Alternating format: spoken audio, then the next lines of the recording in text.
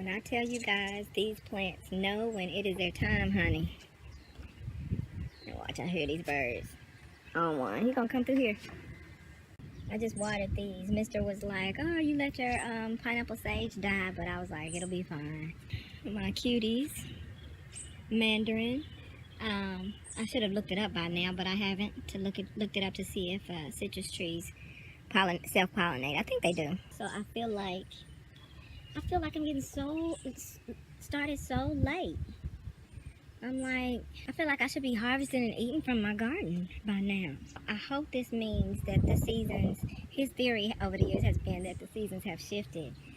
So we'll get later, longer seasons. Like winter will go into spring, and spring into summer, and summer into fall. Whereas it used to start in June, it would start later, and so forth. Is that more? That's more purslane, y'all. It's gonna be just a bed full of purslane. Since this morning, these have, you'll see that I'm waiting until they get a certain size, and then I'm just gonna pull them all up by the roots and replace the soil and then grow from there. The good news is that this is a raised bed, so they'll be easy to pull. Look, back there. They'll be easy to pull. Ooh, my onion, look at it. I was kind of waiting to start cutting from it, but there's no need to wait. I can start cutting from it now. And the irony is that onion, it is my experience that onion, and not just onion, a lot of plants that are cut and come again are not only receptive to you cutting them, they actually grow stronger and faster and more potent as you cut them. So, and I find that to be particularly true for onion. My collard, it's looking beautiful, and again, I'm not afraid to prune stuff, so I'm going to be having wraps for lunch this week. I sure am. I should have eaten this in my eggs this morning, but this collard has real sturdy leaves. Callaloo is very happy. Y'all know how it loves tropical temperatures. And there's a Corsica mint. I'm just tripping that more of these plants weren't popping up. Peppermint is extremely happy. Let me get Spider-Man to escort us.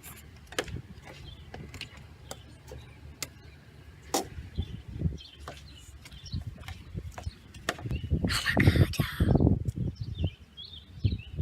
Oh my God. There are 12 million callaloo over here. This is all callaloo from last year.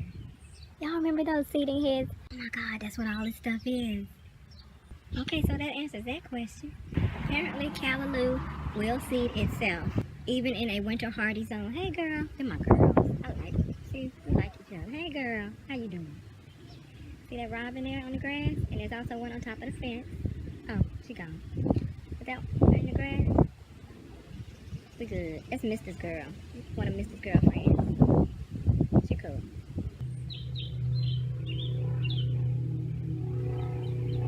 The evening, same evening that I discovered that my callaloo seeding over winters here in the Midwest. Kind of pat myself on the back, and I probably shouldn't. It's probably easy for anyone to do, and people just don't.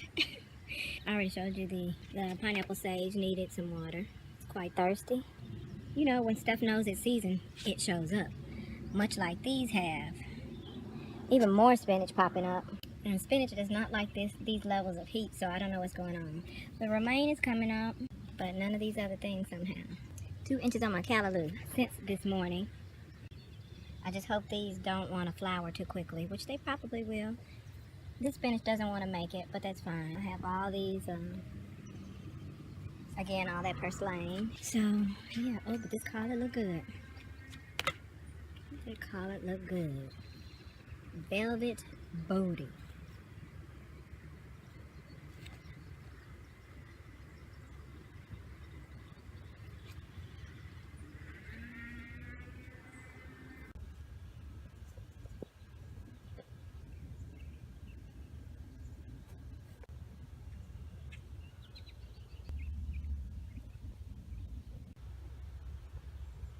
Verbena that I'm training. Got a few yellow leaves there. I know this is a cool crop, but I wonder how it would fare in the planter. I wonder how college would do in the planter. Just this morning.